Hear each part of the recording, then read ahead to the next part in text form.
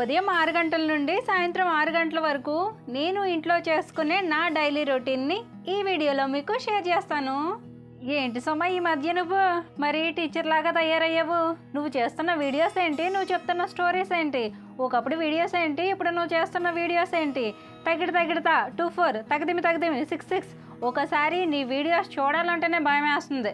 మేమంతా నిన్ను ఎక్కడికో తీసుకెళ్ళాలనుకుంటుంటే నువ్వు మాత్రం ఇక్కడే ఉంటున్నావని, మీరు నన్ను తిట్టుకుంటున్నారేమోనని నా 6th సెన్స్ చెప్తుంది.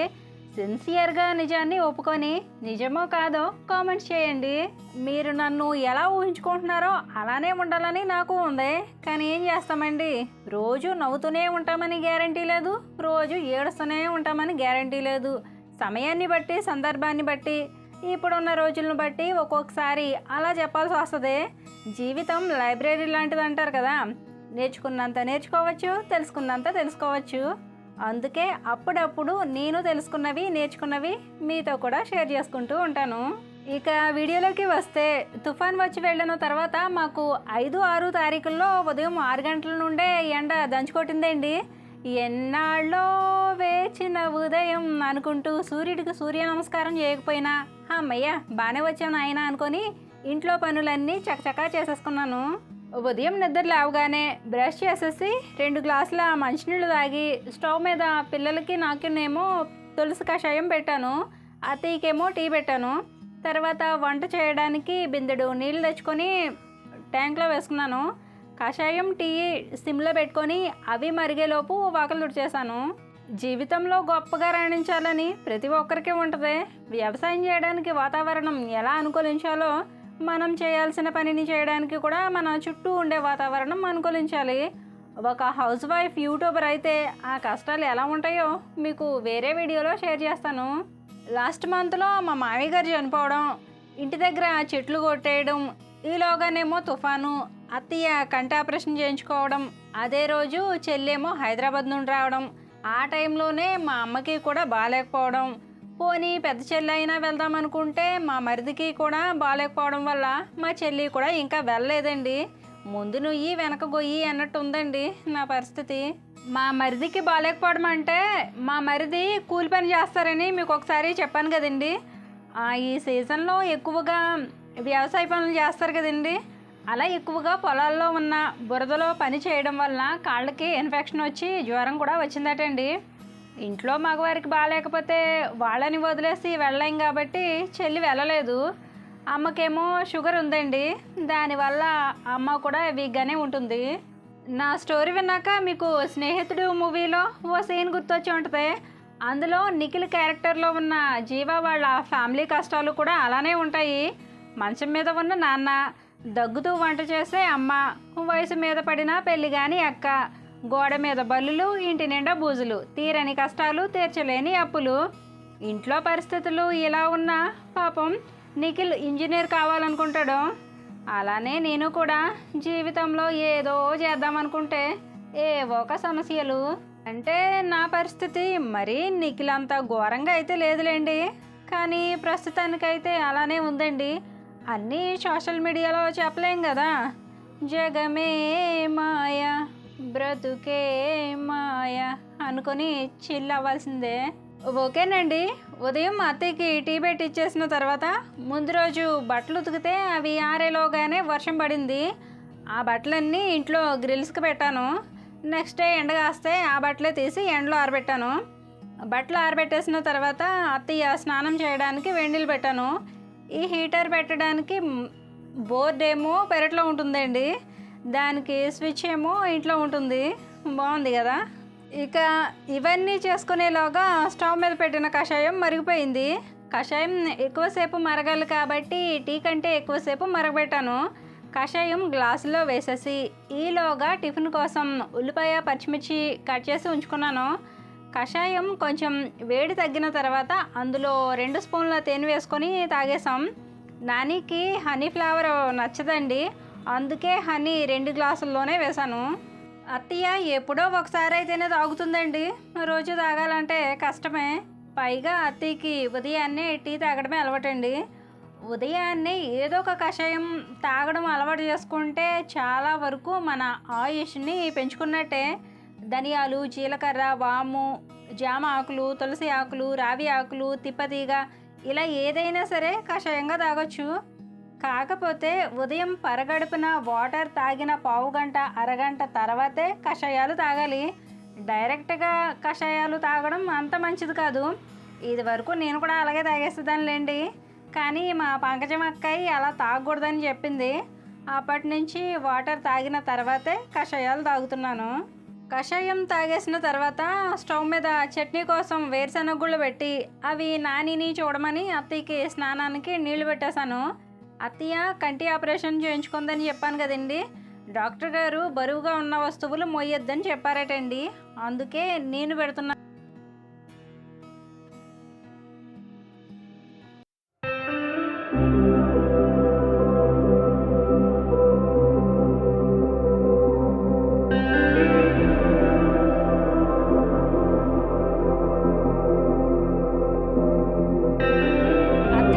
స్నానానికి నీళ్లు పెట్టేసి సిరికి జడ వేసేసాను. ఈలోగా నాని పల్లీలు వేయించి ఉంచాడు. పచ్చిమిర్చి వేయించి పల్లీ చట్నీ చేసేసాను. ఈ పల్లీ చట్నీలో నేను అల్లం వెల్లుల్లి జీలకర్ర చింతపండు ఉప్పు వేసి మిక్సీ వేసేస్తాను. ఇడ్లీ పిండి రుబ్బినప్పుడు 2 రోజులు ఇడ్లీ వేసి 3వ రోజు అట్లే వేస్తానండి. అయితే ఆ రోజు మాత్రం బజ్జీ వేశాను. ఎక్కువగా నేను ఆయిల్ ఫుడ్ వండితే మా ఆడపడుచు వాళ్ళు వచ్చినప్పుడే వండుతానండి. అయితే ఆ రోజు బజ్జీలు వండి చాలా రోజులైందని వండాను.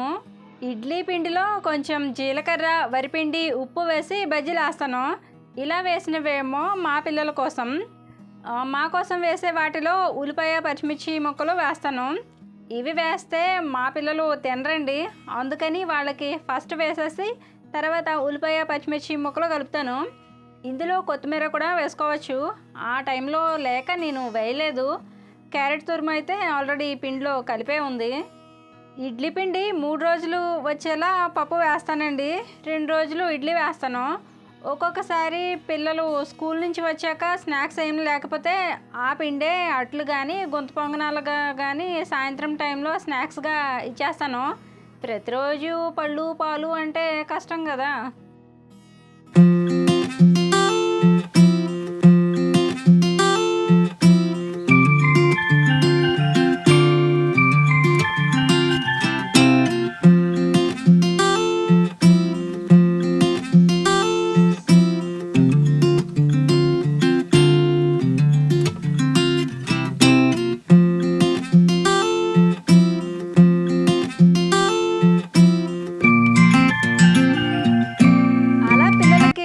ఇచ్చేసి పిల్లల్ని స్కూల్కి పంపించేసిన తర్వాత నేను అత్తయ్య కూడా టిఫిన్ తినేసి రైస్ కోసం బియ్యం తీసుకొని మా కోళ్ళకి కూడా టిఫిన్ పెట్టేశాను. ఇదేనండి మా కోళ్ళకి టిఫిన్. అవును కానీ మీరేంటంటే వయసుకు మించి మాట్లాడతావు, నీకు అన్నీ తెలుసు, నువ్వు గ్రేడ్సమా, నువ్వు నిజంగానే ఏది చదువుకున్నావా అని ఇలాంటి మాటలు మీరు మాట్లాడుతుంటే నాకు భయం వేస్తుందండి బాబు. ఎందుకంటే నిజానికి నాకు అసలు ఏమీ తెలియదండి. ఏం చెప్పినా మంచిగా చెప్పాలనే తపనతో తెలియకపోయినా తెలుసుకొని మరీ చెప్తాను. ఇందులో నా గొప్పతనం ఏమీ లేదండి. మరీ మీరు ఎక్కువ ఊహించేసుకుంటుంటే నా మీద నాకే డౌట్ వస్తుంది. నిజంగానే నాకు అన్నీ తెలుసా అని. నాకు తెలియని విషయాలు చాలా ఉన్నాయండి. పొరపాటున నేను ఎప్పుడైనా తప్పుగా మాట్లాడినా దయచేసి నన్ను క్షమించండి. ఎంత ఎదిగినా ఒదిగి ఉండాలంటారో అది నేను నా ప్రతి వీడియో చేసేటప్పుడు గుర్తుపెట్టుకుంటాను. పైగా నేను 10 మందితో మాట్లాడడం కూడా నాకు ఇది ఫస్ట్ టైం అండి. అంటే యూట్యూబ్ ఛానల్లో పెట్టిన తర్వాతే నేను ఇలా మాట్లాడుతున్నాను. అంతకుముందు చుట్టాలు పట్టాలతో మాట్లాడడం కూడా చాలా తక్కువండి. ఓకేనండి. రైస్ కోసం బియ్యం కడిగి స్టవ్ మీద పెట్టుకొని బట్టలు నానబెట్టేసి 2 దుప్పట్లు ఉంటే అవి కూడా నానబెట్టేశాను. అవి నానేలోగా గ్రేవీ కోసం నువ్వుల్ని ఫ్రై చేసుకొని పక్కన పెట్టుకున్నాను. తర్వాత కిచెన్ అంతా సర్దుకున్నాను. అంటే తోమాల్సిన గిన్నెలన్నీ ఖాళీ చేసేసి ఒక గిన్నెలో పెట్టుకున్నాను. రాత్రి తోమిన గిన్నెలు ఎక్కడవక్కడ సర్దేసుకొని గిన్నెలన్నీ తోమేశాను. అన్నం మార్చిన గంజి మాత్రం పారేయనండి. అత్తయ్య కట్టుకునేవి కాటన్ శారీస్ కాబట్టి ఆ శారీస్కి పెడతాను. ఈ పని అంతా అయ్యేసరికి టైం 11 అవుతుంది. ఈలోగా మాకు మనుషులు వస్తాయి. ఈ టైంలోనే ఆల్మోస్ట్ పని అంతా చేసుకుంటాను. కాకపోతే వీడియో షూట్ ఉన్నప్పుడు కొంచెం లేట్ అవుతుందండి.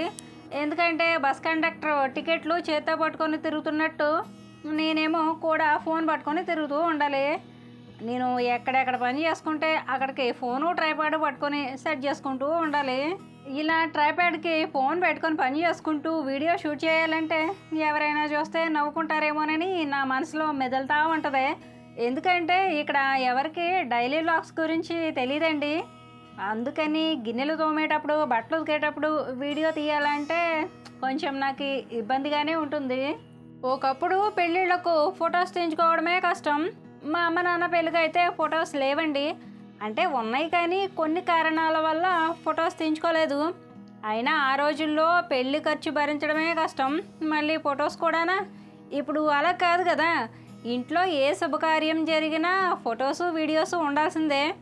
ఆఖరికి ఈరోజు నేను ఆగాకరకాయ పులుసు వండానని, ఇందులో టేస్ట్ కోసం నువ్వులు, కొన్ని మెంతులు, కొంచెం జీలకర్ర ఫ్రై చేసి మిక్సీ పట్టి వేశానని వంట, వార్పు, తోమడం, కడగడం, ఉతకడం, పూజ, పునస్కారం, ఆట పాట ఇలా మన ఇంట్లో చేసుకునే పనులన్నీ కూడా డైలీ వ్లాగ్స్గా వీడియోస్ తీసుకొని అవి మళ్ళీ 10 మంది చూసేలా షేర్లు కూడా చేస్తున్నాం. కాలం ఎంత మారిపోయిందో కదండి. ఓకేనండి, వంట అయిపోయిన తర్వాత మాకు 12ంటికి కుళాయి వస్తుందని చెప్పాను కదండి. ఇలా కుళాయి రాగానే ఫస్ట్ గిన్నెలన్నీ తోమేసుకుంటాను. గిన్నెలు అయితే అత్తయ్యే తోముతుందండి, కానీ ఇప్పుడు తను తోమకూడదు కాబట్టి నేనే తోముకుంటున్నాను. అత్తయ్య ఇంట్లో పని అంటే కొంచెం బద్దకిస్తుంది, కానీ తను వెళ్ళే పనికి మాత్రం అసలు బద్దకించదండి. ఎప్పుడైనా హెల్త్ బాగోకపోతే మాత్రమే పని మానేస్తుంది. అత్తయ్య పనికి వెళ్ళినా వెళ్ళకపోయినా ఒకవేళ ఇంట్లో ఉన్న గిన్నెల వరకు అయితే అత్తయ్య తోముతుందండి. ఇక మిగతా పని అంతా నేనే చేసుకుంటాను.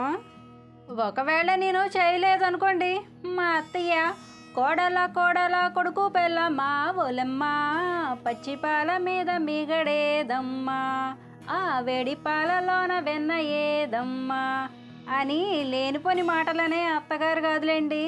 ఆ విషయంలో నేను చాలా అదృష్టవంతురాలని. మీకు సంగతి చెప్పనా, ఇప్పుడు నేను పాడిన పాట అత్తారింటికి దారేది మూవీ సాంగ్లో ఓ చిన్న బిట్ అని మాత్రమే మీకు తెలిసి ఉండొచ్చు. కానీ ఈ సాంగ్ ఒరిజినల్ సాంగ్ భలే మంచి రోజు అనే బ్లాక్ అండ్ వైట్ సినిమాలో ఉంది. ఈ సాంగ్ ఘంటసాల గారు పాడారు, హీరో వచ్చేసి ఏఎన్ఆర్ గారు. ఇక గిన్నెలు తోమేసుకున్న తర్వాత నీళ్లు వాడుకోవడానికి డ్రమ్ము నీట్గా కడిగి పెట్టుకొని వాషింగ్ మెషిన్లో నానబెట్టిన దుప్పట్లన్నీ వేసేసాను. మెషిన్ ఏమో దుప్పట్లు ఉతికేసింది, నేనేమో బట్టలు ఉతికేసాను. ఇంకో వైపు కుళాయి ఏమో డ్రమ్లోకి నీళ్లు పట్టేసింది. ఇలా ఒకే టైంలో 3 పనులు అయిపోయాయి. ఈ వీడియో రికార్డ్ చేస్తున్న రోజు వినాయక చవితి అండి. ఆ రోజు పిల్లలు స్నానాలు చేసేసి గుడికి వెళ్ళారు. నేను మాత్రం ఇంట్లో ఏం చేయలేదండి, చేసే అవకాశం లేదు. కొంచెం అన్నీ కుదుటిన పడ్డాక మళ్ళీ అన్నీ స్టార్ట్ చేయాలి. పిఠాపురం లోకల్లో ఉన్న చాలామంది ఇంట్లో ఎవరైనా చనిపోయినా లేదా చనిపోయిన వారి ఇంటికి వెళ్ళినా పిఠాపురంలో ఉన్న పాదగయ క్షేత్రంలో స్నానం చేసిన తర్వాతే ఇంట్లో పూజ చేసుకోవాలన్నా పండగ చేసుకోవాలన్నా చేసుకుంటారు. మేము కూడా అంతేనండి.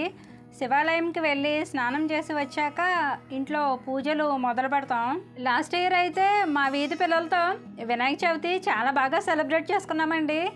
మీలో చాలామంది last year Vinayaka Chavithi video చూసే ఉంటారు. ఈ సంవత్సరం మాత్రం చేయడానికి కుదరలేదండి. ఒకవేళ లాస్ట్ ఇయర్ వినాయక చవితి ఎలా సెలబ్రేట్ చేసుకున్నామో మీరు చూడాలనుకుంటే ఈ వీడియో ఎండ్ స్క్రీన్లో ఇస్తాను, చూడండి. మన ఛానల్లో పండగల గురించి, డబ్బుని పొదుపు చేయడం గురించి, పిల్లల పెంపకం గురించి, పర్యావరణం గురించి, ఉన్న దాంట్లో లైఫ్ని హ్యాపీగా ఎలా లీడ్ చేయాలో, నా ఫ్యామిలీ హెల్తీగా ఉండడానికి ఎలాంటి ఫుడ్ ప్రిపేర్ చేస్తానో, అప్పు చేసి పిల్లల్ని చదివించే తల్లిదండ్రుల గురించి, షాపింగ్ చేయాల్సి వస్తే నా షాపింగ్ విధానం ఎలా ఉంటుందో, పెళ్ళయ్యాక నా లైఫ్ ఎలా మారిందో, మా వ్యవసాయం గురించి, మిడిల్ క్లాస్ వాళ్ళు ఖర్చులు ఏ విధంగా తగ్గించుకోవచ్చో, ఈ వర్షాకాలంలో ఇంటిని ఇంట్లో వాళ్ళను ఎలా చూసుకుంటానో, గిరిజనులు జరుపుకునే పండుగలు, మనసు ప్రశాంతంగా ఉంచుకోవడానికి బుద్ధుడు చెప్పే జీవిత సత్యాలు, మరణం తర్వాత ఆచరించే నియమాలు, డబ్బు పిచ్చిలో పడి మనం చేస్తున్న తప్పులు, ఆఖరికి పీరియడ్స్లో నేను ఎలాంటి జాగ్రత్తలు తీసుకుంటానో, ఆ టైంలో ఇంటిని ఎలా శుద్ధి చేసుకుంటానో, కుకింగు, క్లీనింగు, స్టిచ్చింగు ఆల్మోస్ట్ అన్నీ ఉంటాయండి. చాలా వరకు నా వీడియోస్ మీకు ఎంతో కొంత మోటివేట్గా ఉంటాయండి. మోటివేషన్ వీడియోస్ కూడా అప్పుడప్పుడు చేస్తూ ఉంటాను.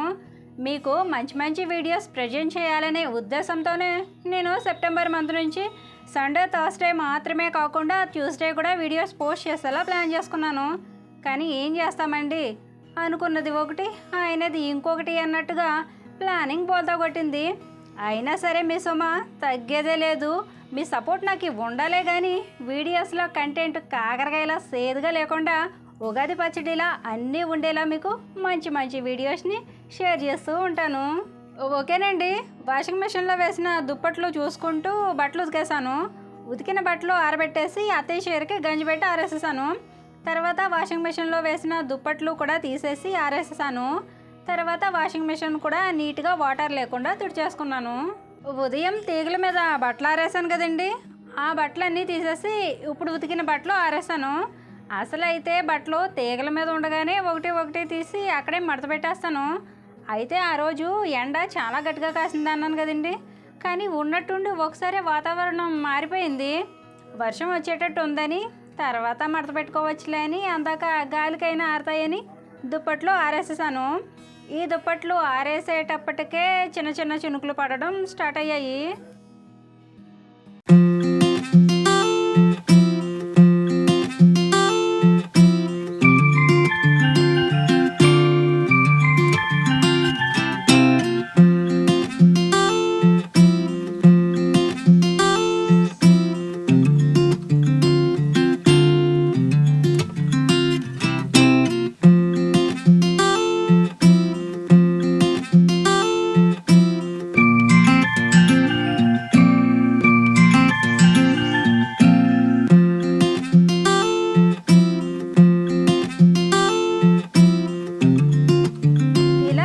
దుప్పట్లు ఉతికేసరికి టైం 1 గంట అయిందండి. దుప్పట్లు కూడా ఆరబెట్టేశాక మంచినీళ్ళు పట్టుకున్నాను. ఓవైపు మంచినీళ్ళు పట్టుకుంటూనే ఇంకోవైపు ఆ బిందె నిండేలోపు మిగతా బట్టలు కూడా తీసేసి వాషింగ్ మెషిన్ మీద వర్షం పడకుండా ఓ కవర్తో కవర్ చేసేసాను. ఏంటోనండి, ఈ వర్షాకాలంలో తినడానికి తిండి ఉన్నా లేకపోయినా ఇంట్లో బట్టలు మాత్రం ఎక్కడ పడితే అక్కడ ఉంటాయి. ఆ 2 రోజులు ఎండ దంచుకొట్టిందని చెప్పాను కదండి. 6వ తారీఖున మధ్యాహ్నం వరకు ఎండగాసిందండి. మధ్యాహ్నం నుండి వర్షం కొండపోతగా కురిసింది. ఎండగాస్తే పర్వాలేదు కానీ వర్షం వస్తే ఈ పనులన్నీ చేసుకోవడానికి చాలా ఇబ్బందిగా ఉంటుందండి. కానీ అదృష్టం ఏంటంటే మాకు ఎంత భారీ వర్షం కురిసినా, ఎన్ని రోజులు తుఫాను ఉన్నా నీరు మాత్రం ఉండదండి.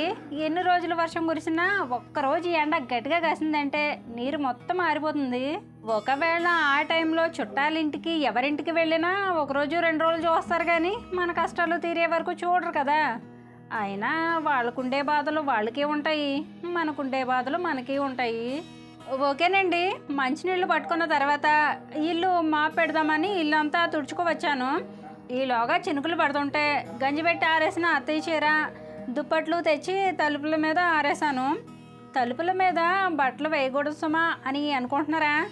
ఇలాంటి టైంలో నాకు తప్పదండి. దుప్పట్లు తీసేసిన తర్వాత ఇల్లు పెట్టేశాను. తర్వాత బయట ఉన్న మెట్లు కూడా కడిగేసుకున్నాను.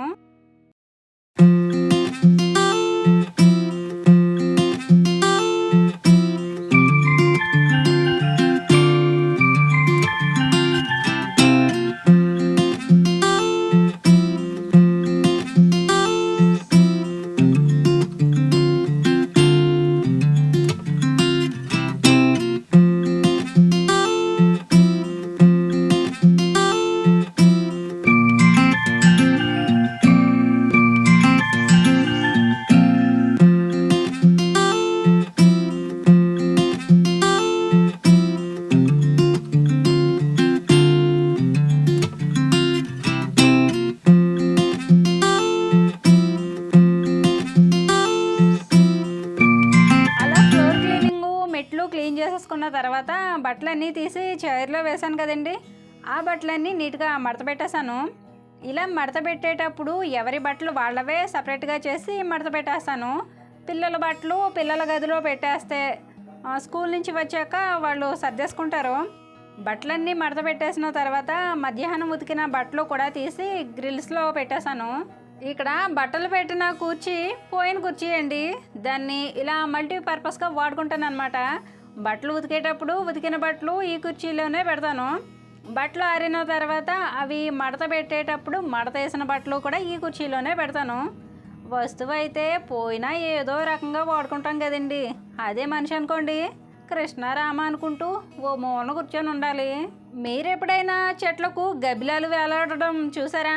చూడకపోతే మా ఇంటి ముందు ఉన్న గ్రిల్స్కి గబ్బిలాలు వేలాడతాయి చూడండి. వర్షాకాలం అంతా మా ఇంటి ముందు గబ్బిలాలు ఇలా వేలాడుతూనే ఉంటాయండి. సాయంత్రం టైంలో ఒకవేళ ఉదయం ఉతికిన బట్టలు ఏమైనా ఆరలేదనుకోండి, ఆ బట్టలు ఇలా గ్రిల్స్లో పెట్టేస్తాను. ఒకవేళ రాత్రంతా తీగల మీదే వదిలేస్తే వర్షం వస్తే తడిచిపోతాయని సాయంత్రం గ్రిల్స్లో పెట్టేసి అవి ఉదయం ఎండగాస్తే ఎండలో ఆరేస్తాను. లేదంటే నైట్ టైంలో ఫ్యాన్ గాల్లో ఆరేస్తాను. ఇప్పుడు టైం 4:30 అంటే స్నాక్స్ టైము, పిల్లలు స్కూల్ నుంచి వచ్చే టైం కూడా. ఇంట్లో తినడానికి స్నాక్స్ ఏమీ లేనప్పుడు పిల్లల్ని ఓ బ్రెడ్ ప్యాకెట్ తెచ్చేసుకోమని బ్రెడ్ అండ్ ఆమ్లెట్ వేసేస్తానండి. అలా ఆ రోజు బ్రెడ్ అండ్ ఆమ్లెట్ వేసేసాను. ప్రస్తుతానికి వంటింట్లో సరుకులన్నీ అయిపోయాయండి. ఏదో ఒక రోజు సరుకులు తెచ్చుకోవాలి. ఇక పిల్లలకేమో బ్రెడ్ అండ్ ఆమ్లెట్ స్నాక్స్గా ఇచ్చేసాను. అత్తయ్యకేమో టీ పెట్టి బ్రెడ్ ఇచ్చాను. అత్తయ్య నాన్ వెజ్ తినడానికి భయపడుతుందండి, అందుకని ఆమ్లెట్ వేయలేదు. వాళ్ళని బ్రెడ్ ఇచ్చాను, టీలో ముంచుకొని తింటుందని. చాలామంది కంటి సమస్యలు ఉన్నప్పుడు నాన్ వెజ్ తినకూడదని అంటుంటారు కదండి. ఇది ఎంతవరకు నిజమో కాదో తెలియదు, కానీ అత్తయ్య అయితే తినట్లేదు. కాలిమెట్టు, తాలిబొట్టు, నుదుట బొట్టు ఈ మూడింటి కోసం 3 ముళ్ళ బంధాన్ని వేసుకొని కన్నవాళ్లను కాదనుకొని పరిచయం లేని వ్యక్తితో జీవితాన్ని మొదలుపెట్టి దూరం ఎంతో తెలీదు, తీరం ఎలా చేరాలో తెలీదు, నడి మధ్య నావల మన ప్రయాణం. ఉరిశిక్ష పడ్డ ఖైదీలా ఊరు దాటాలంటే పర్మిషన్. ఒకవేళ వెళ్ళినా బెయిల్ మీద వెళ్ళినట్టు వెళ్ళి ఏదో జైలుకు వచ్చినట్టు టైంకి రావాల్సిందే. లక్షలు పోసి శిక్షలు అనుభవించే ఏకైక వ్యక్తి మన స్త్రీ మాత్రమే అని మన ఆడవాళ్లకున్న ఓపికను తెలియజేస్తూ ఇవాల్టి వీడియో ఇంతేనండి. మరి ఈ వ్లాగ్లో ఉదయం 6 గంటల నుండి సాయంత్రం 6 గంటల వరకు నేను ఇంట్లో చేసుకున్న నా డైలీ రొటీన్ మీకు ఎలా అనిపించిందో కామెంట్ చేసి, మీకు ఈ వీడియో నచ్చితే తప్పకుండా లైక్ చేసి నన్ను సపోర్ట్ చేయండి. ఓకేనండి, మరో మంచి వీడియోతో మళ్ళీ వస్తాను. ఉంటానండి, నమస్తే.